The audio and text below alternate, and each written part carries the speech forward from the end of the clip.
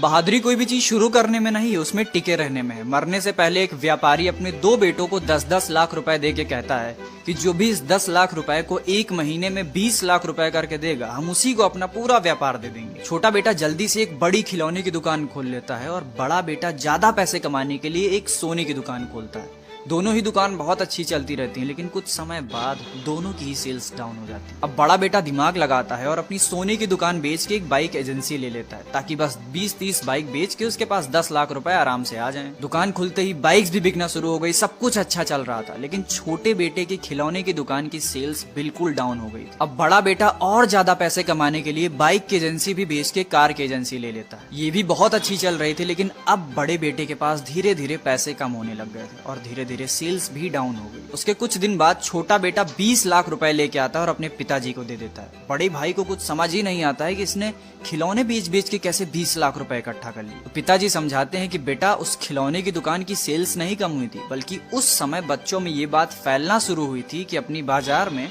एक बड़ी खिलौने की दुकान खुली है। और कुछ दिन बाद उन्हीं बच्चों की भीड़ से सेल्स आना शुरू हुई।